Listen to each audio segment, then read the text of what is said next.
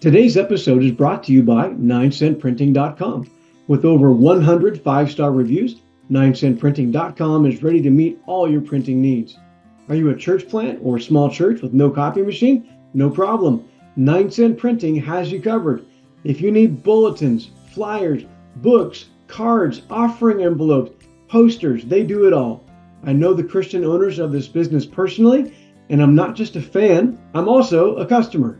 Fast, nationwide shipping, affordable, professional, wow printing at wow prices. Check them out at 9centprinting.com.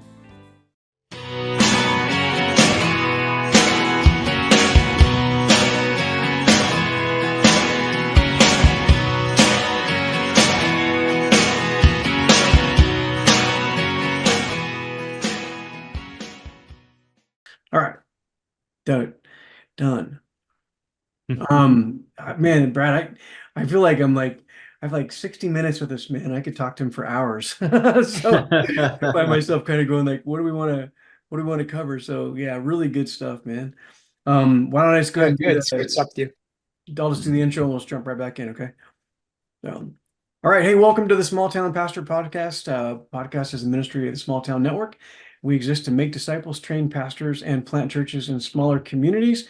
We're joined again today by Tony Colomb and our friend Brad Roth. So, Brad, thanks again for being on. We were talking about all kinds of stuff, kind of your history, your journey to through faith, through seminary, into ministry, and I wanted to spend our second half kind of talking a little bit about some of the things in the book. So first, why don't you just give us some background, like what compelled you to write this book? You said in the email when I emailed you, it was a labor of love. What kind of inspired you to take this on and write this book in the first place? Mm-hmm. Yeah.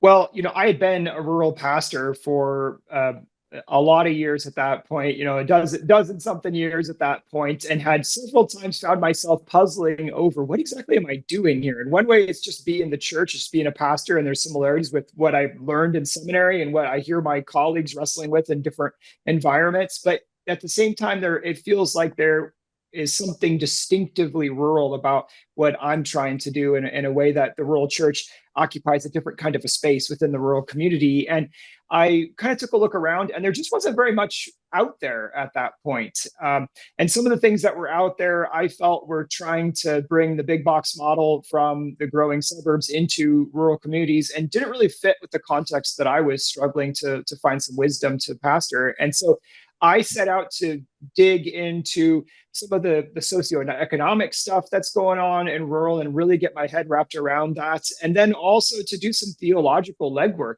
read the scriptures, talk to the ancient fathers and mothers of the church, and get the best of the contemporary stuff and say, like, well, how do we weave some of this together into rural? So that's what I was setting out to do. And I'm so thankful that God's Country was able to, Christianity Today gave it an award, and that kind of got it out in front of a lot of people. So it's been able to make a little bit of a splash across a diverse audience. And I love that, because I think when we're at our best, we're working towards the common goal of bringing people into Christ's kingdom and discipling his people for the kingdom life. And so I love that. And, since there have been many more resources that have come out, which are quite good, either approaching it as the small church, small town perspective, or trying to work a little bit more at that rural perspective, or both. And you also have some different outfits that have come together, some of them associated with universities that are really doing a lot of work on raising awareness about rural resources and rural communities. So we are in kind of the second wave of rural resources in my mind. And I think we're in the golden age right now of rural ministry, because there's just so much out there that's so good. And there have been some very generous, there's been some generous, some generous donors who have put some funds behind doing this rural work at some of these places. So this is an awesome time to be thinking about rural. I noticed I didn't mention your sequel book. I don't know if it's a sequel book, but an additional book you've written is called Flyover Church, which is a fantastic title. Like, is that kind of along similar vein? Is that the... Yeah, so that's kind of everything I learned after I wrote God's Country. And the book is taking the Gospel of Mark. Jesus was operating in a largely rural environment, not completely, but he was, it's following the Gospel of Mark and saying, what are some ways that we can follow Jesus in rural ministry and picking some lessons out of that? And so, Okay. yeah, sort of a similar vein to God's country. Well, I I intend love that. I to love that title. Like I get the idea of like the flyover part of the country, but we had an elder here who was a pastor or he was a missionary in Papua New Guinea, Oh, and uh, and he would go on what he called flyovers, right? Like they get mm-hmm. and they fly over the jungles. They'd find a place like, all right, that's where we're gonna go. We'll find out where we can land and hike in. Well, when I first moved back here, we were looking at a community, and he would come by the church and pick up the lead pastor and myself and say, "All right, boys, we're going on a flyover," which meant we were going to cruise around in his, 98 Camry out Oh, to about 40 minutes out of town to this rural community and drive around there and pray about starting a new church in that location. Well, now we've had oh, another one of our third service is out in that community, and it's been going on since 2013. So it's like the flyover dynamic just really struck a chord. I mean, for him, it was a missionary style, like flying yeah, over, but very similar vein, like flying over these areas where you don't think there's a lot of people and praying about how can the gospel take root in that yes, place. yes, That's yeah, cool. wonderful. I love how you reclaimed that image. Mhm. So one of the things that really jumped out at first in the book to me was you were talking about abiding, and you made a statement. I don't have it in quotes, but essentially something to the effect of it takes discipline to stay, Mm, and that really jumped out at me. Mm. I'm kind of a serial entrepreneur. Like I have 10 ideas every day. I'm thinking about what I could do, where we could go, and my wife is my counterpart. God bless me with a wife. I say, and she doesn't like when I say this, but I say it's a compliment, honey. Like I say, I'm the gas and you're the brakes, and it takes both to operate the vehicle. And if I didn't have you, I'd be like shooting off into. And so I'm reading your book, and it says it takes discipline to stay, and Mm. that's not necessarily unique to a small town or a mm, rural environment. But can you just kind of unpack that a little bit for us? Like, what does that mean when you say, it takes discipline to stay in a located ministry like that? mm. Yeah, thanks for that. Abide is one of my heart words. And of course, that's a very biblical word, like John 15 would be a key place for that. And there, the word in Greek is meno, right? That Jesus talks about the abiding as meno. And unfortunately, that has nothing to do with Mennonites, but I was wondering, but it's yeah. still a really it's a great word, right? To abide in him, abide then in these places where he's called us. And I think we live in a culture that really rewards the serial entrepreneur, that rewards that apostolic vision of moving forward and entering into new territory. I think it's kind of woven into who we are as Americans, right? Sort of what's the next frontier. Mm. And that in some ways it's woven into the Christian story because the one of our most important voices, our foundational voice, is Paul, right? Who is the guy that stayed put for very short periods of Yeah. time. I mean, well, sometimes several years at a time, but he was always thinking about his next thing. He writes to the Romans, he's like, I'm going to Spain, right? And so he's always got that next Yeah. thing in mind. And so that is part of our DNA, I think, as the Christian movement, and especially so in North America. But and so we reward the entrepreneurs, we reward the builders, that we kind of lionize that, and there's a reason for it. It's a beautiful thing when you see somebody that's got that authentic vision and can make apostolic dreams come true. But by God's grace, but there's also a beauty in remaining. And Mm. I think that is a different kind of building. And perhaps that it's where, you've got to have some different gifts come into play, like you talk about you and your wife. But in rural communities, you really got to build your credibility. And that is going to come not just by staying, but it's by staying and being known and getting to know people over the long term. It's by doing those funerals and baptizing those new believers, and being there when there's a tragedy, and being involved in the life of the kids and cheering on the sports and stuff like that. And so that abiding is what builds credibility and makes rural ministry. It's one of the keys, I think, for making rural ministry both faithful and fruitful. And so I think we've got to kind of be in rural churches. we've got to find some space within ourselves, or find the people who have some of those gifts that will allow them to go and stay put for a long term. And I would say too, this is something that I'm still working at, right? Like my longest stretch was 10 years at West Zion, and then I'm a little bit like you, Eric, where I'm always kind of thinking about the next thing, and that isn't all, that restlessness is not always of God, Right. and I own that. So yeah, so I think there's a deep power in abiding, because these small towns, part of it too is like they've seen it all, right? Like they've had people come through, and they've like, some of them had boom bust cycles economically, like if you're in an oil area or whatever. Yeah. Some of them have had people come in different leadership roles where they're saying, hey, if we just do this, we're going to be transformed as a community or whatever, and Yeah. it's still just them. And so a rural church leader who comes in with that and is not able to keep the feet of boots on the ground for long enough, will sort of fit into that mold and loses credibility. Mm. On the other hand, there is space in rural communities for new ideas. Like it's not that they're stuck. It's just that rural communities are often built up of deep connections that go back generations, and so you have to spend some time there getting to know people and fitting into that network. Yeah. Yeah, you're kind of touching on something, that I think there's a practical component to that. So when I moved to a town of 50,000 to plant a church, like most of the people in this community don't know me, don't know we have a church, and probably will never meet me, Mm. right? And that's a small city, relatively small city, 50,000 Yeah. people. But if you move into a town of a couple thousand people, like everybody knows. If you're starting a church, they know there's a new church in town. Or if there's a new pastor at that church in town, they know, right? And it's like there's an awareness of like of people, like of changes that happen in the community Mhm. in a way that's not true in larger communities. I mean, take what I just said and scale it up to major Mm-hmm. metropolitan areas of hundreds of thousands or millions of Mm-hmm. people. You're just a very, drop in the bucket. But in that small community, it's not like that at all. Like everybody knows what's going on. I stayed, the longest I stayed anywhere is 17 years, and that's the church that we planted in our youth and raised our family there. And I actually lived for a time though, like in a town of 2,000 right next door to Mm-hmm.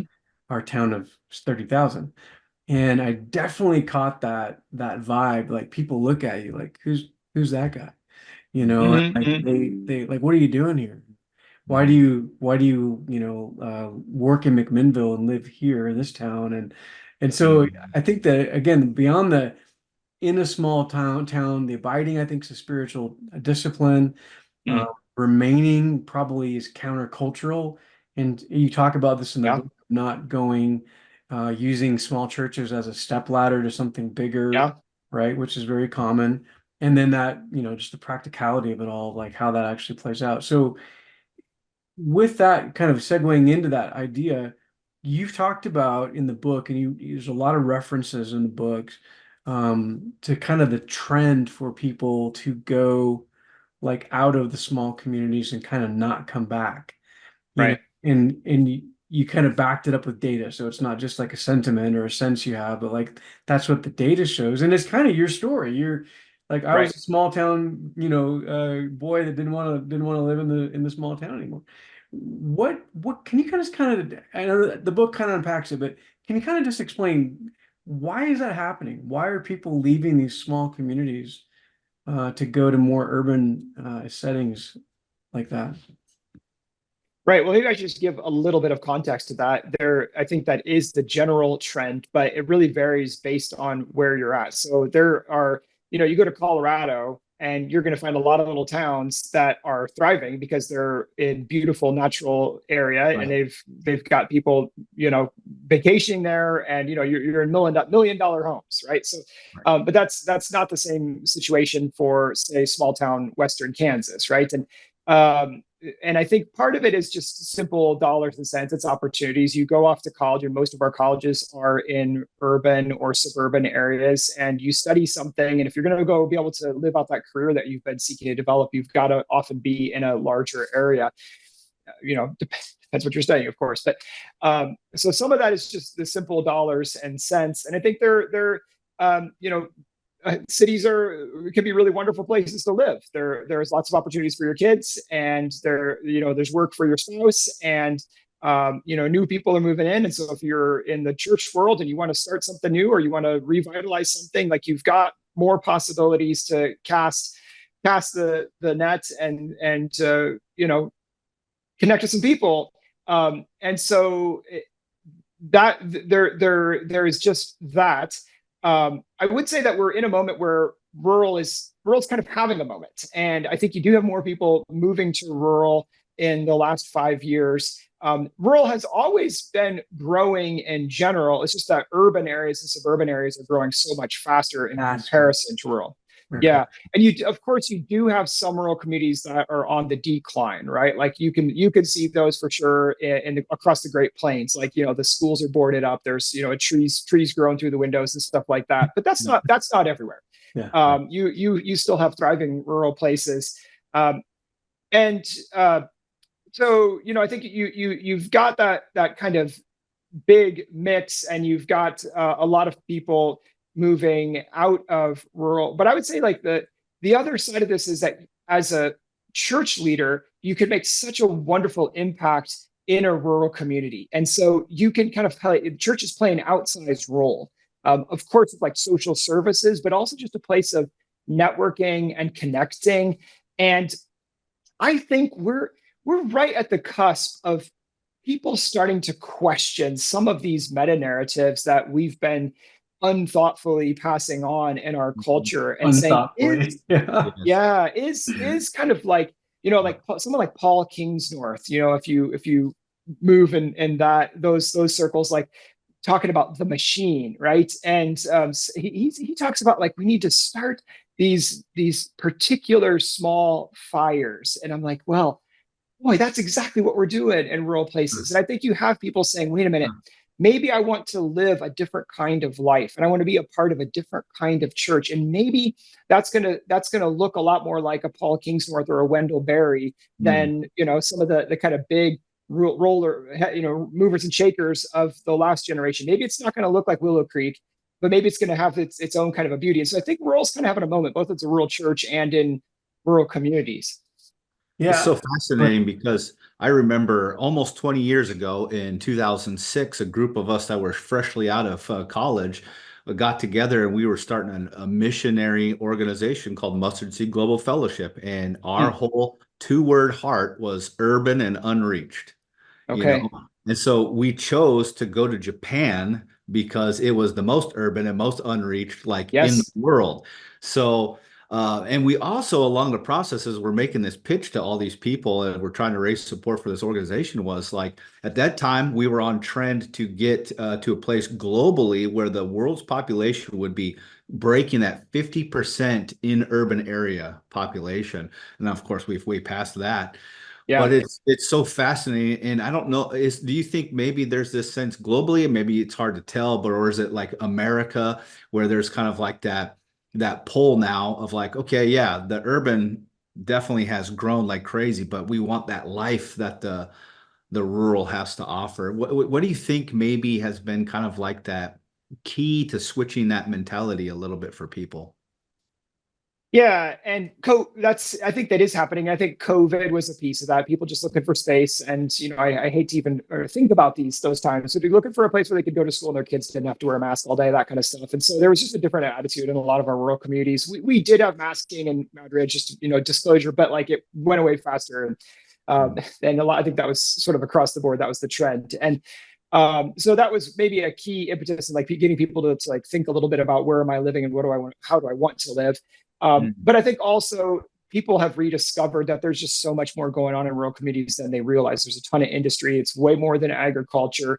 And with excellent roads, like it's very, very drivable. Like you can kind of get anywhere from rural communities. And so, there are a lot of opportunities just kind of across the board, economic opportunities, cultural opportunities that people didn't realize were there.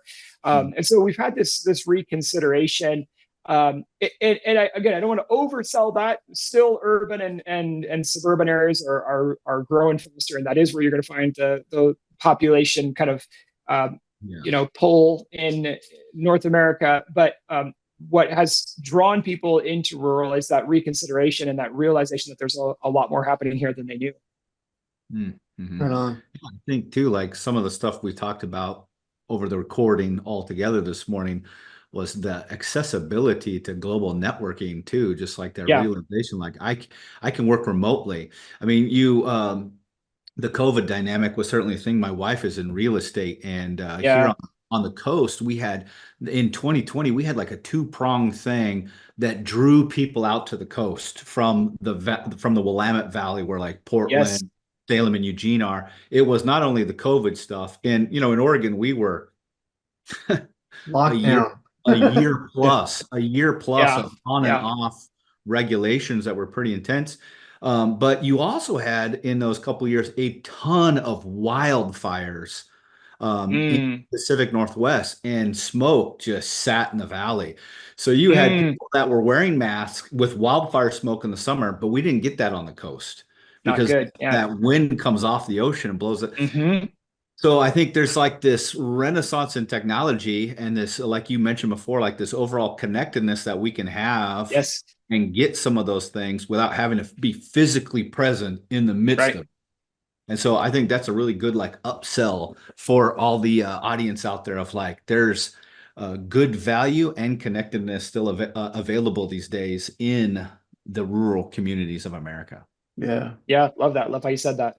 So one of the things that you talked about, you mentioned it, kind of sprinkled it little comments throughout the book, is about how like people come into small communities like with these grand visions, and like Mm. we're gonna show these bumpkins like how to do it, and a lot of times it doesn't go well, and they're running over people and doing things thoughtlessly, and in the chapter I read yesterday, you said we need less strategy and more prayer.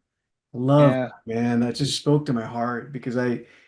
when I left Oregon and the church I'd started when I was young and stuff, I really had kind of gotten sucked in, I think, to kind of like the church growth world. And again, not disparaging anybody, but just that was kind of like what the circles I traveled in, the people that were influential in my life, it was kind of church growth. And when I had an opportunity to restart a church, and COVID was a big part of this, like I quit my job and then immediately COVID. And I'm like, okay, I've got 6 months of preparation. I'm locked in my house.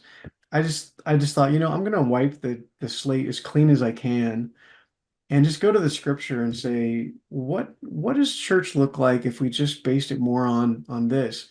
And it led me to a lot less of that strategy, that marketing, that, how do you attract people and keep them and grow it, and just kind of deprogrammed. It's a time of deprogramming for me.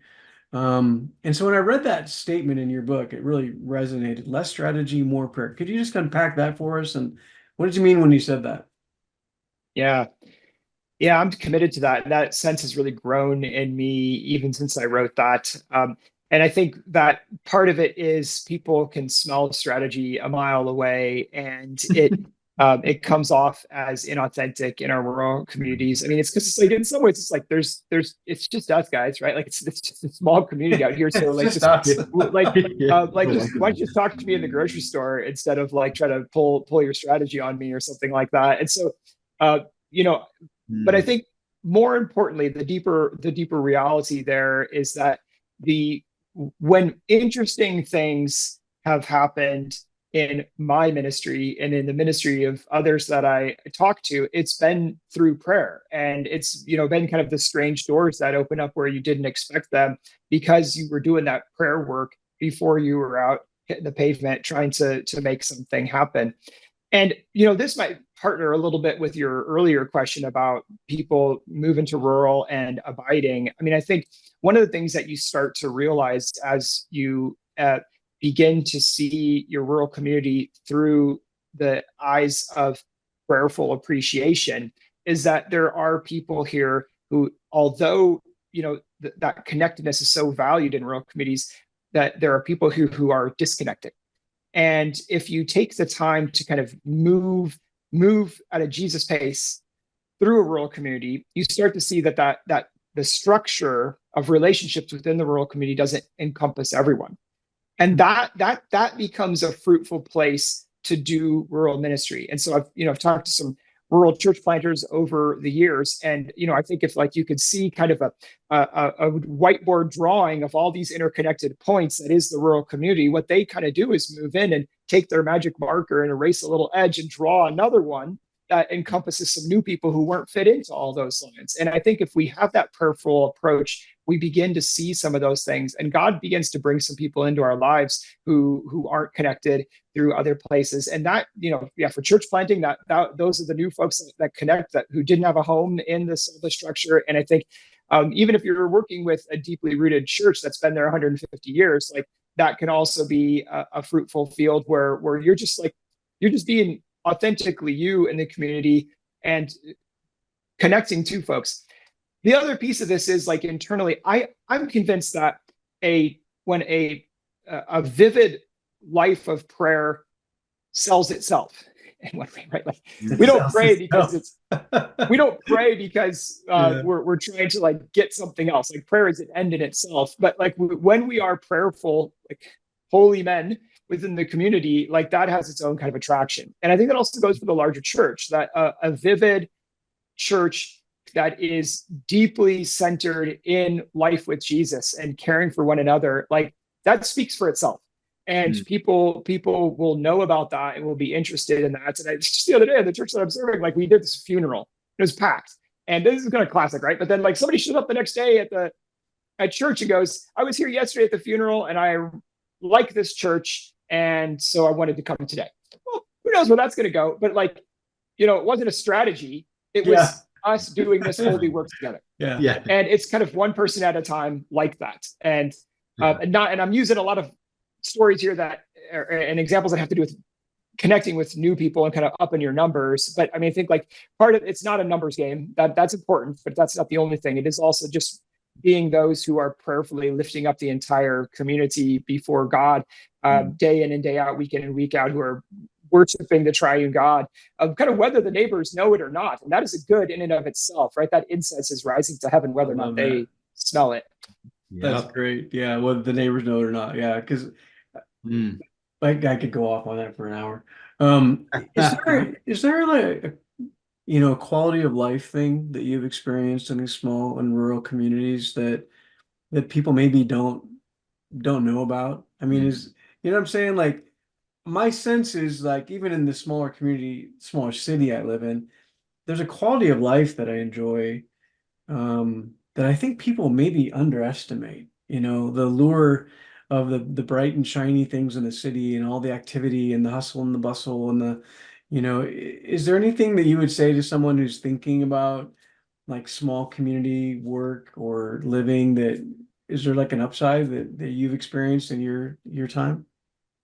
Where do I start? I mean, there's tons of upsides to going rural, and I would encourage people to be open to it. I mean, I think that one of the stereotypes we have is that rural communities are sort of slower and that life happens at a slower pace. I'm not totally sure that's the case. Some of them I've been in, that is true, but others it's like we're doing the same amount of stuff, the same amount of school events, for example, but less people are making them happen. So everybody's running twice as fast. But and so sometimes there's that dynamic.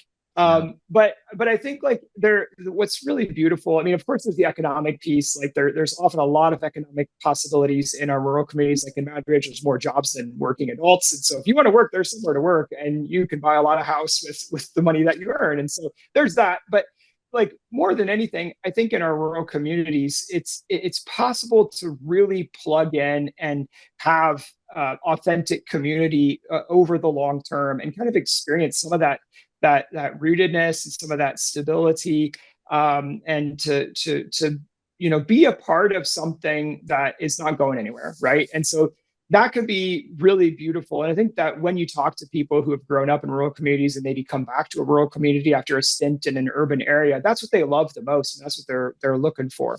Sometimes it's challenging to, it's not like in a big city where it's like there's kind of every variation on the identities and interests and things like that. You don't necessarily have the full gamut in rural communities. I think there's a lot more diversity than people realize, but sometimes you got to kind of work a little bit to find your people. But when you do, it's like life on life. You see the same people in the grocery store and in church and at work and at school, and that can be a beautiful thing. Yeah. Yeah, I like that, man. Yep. Well said. Very much. Tony, do you have anything you want to ask Brad? I don't want to, I know we're getting ready to wrap up here. I don't want to dominate the conversation. Is there something you want to ask? I'm good, man. I admittedly haven't read the book. I just heard about it when Eric talked about having you on. So I just bought it while we were interviewing. So I will read through it. I'm excited about it, and I really appreciate the just the well articulated thoughts on some of these things in regards to rural communities. So thank you so much. You've been a great guest. Well, Yeah, thanks. It's been really great to be on. I appreciate your generous invitation. I like what you're doing. So I yeah, want thanks, to man. encourage you. It's great to have you on and hear it's people that have a shared, passion. When we came to Twin Falls, again, 50,000 people, the organization that sponsored me, which is a great organization led by a great man, but they tried to talk me off of Twin Falls. And they said, we'd like you to go to a bigger city, a bigger setting. And there's more opportunities, and that kind of is what started me on this. And I kind of put my foot down and said, lost people in rural Idaho are just as lost as people in urban Idaho, or Yeah. whatever. But that kind of started me on this journey of like, I don't know how much you know about church planting world, but in non-denominational church planting, you have basically parachurch organizations. So there's groups like us that basically have a vision for a region or a model or whatever. And the thing that almost categorically keeps them from ever wanting or trying to plant churches in small communities, unfortunately, is money. Because the funding model is that you invest capital into a project and the church, pays you back like a tithe or whatever, from that initial investment. And so the return on investment basically becomes the seed money for the next church. And Got so it. when you start talking about ROI on planting churches in towns of 2,000, there isn't any. Not financial, kingdom wise, there's all kinds of return on investment, but it's a model that the way our groups do church planting just does not lend itself to small communities. And most of our rural churches in our tribe, most churches support church planting to some degree. Not all of them, but Mm. most of them choose to support planting. And most of that money goes to an organization that then plants churches in the big cities. And Mm. so I'm like, man, there's this need for these smaller communities. The first church we planted was this year off of the church I planted. We planted a church in Colum, Tennessee, and it's 2,000, and it is like literally in the backwoods of like rural Tennessee. And Mm. they're running like 50 people. They've baptized 4 or 5 people already. They're like a few Awesome. months old. They're talking about people that kind of over the mountain about another potential church plant.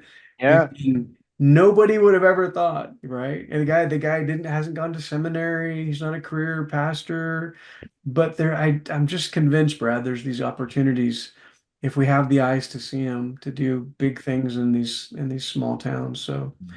appreciate I love your that. contribution to that conversation and the books. And I want to just hold that up again for people as they're watching on YouTube, the God's Country book. I'm definitely going to check out Flyover Church. I was thinking that'd be an awesome name for a church plant. You know how church planters are. We always have crazy names. You could call it like Flyover Church. So let me do our When it outro opens here. up, let me know. Yeah, for sure. Let me do our outro here and we'll wrap up. So thanks for listening, everybody. If you like what we're doing, please like or subscribe. Check out our sponsors at 9centprinting.com. And if you're interested in Small Town Network, you can find us online at smalltownnetwork.com. If you believe in the importance of planting disciple-making churches in smaller communities, we'd love you to consider partnering with us in prayer or financial support You've been listening to the Small Town Pastor Podcast.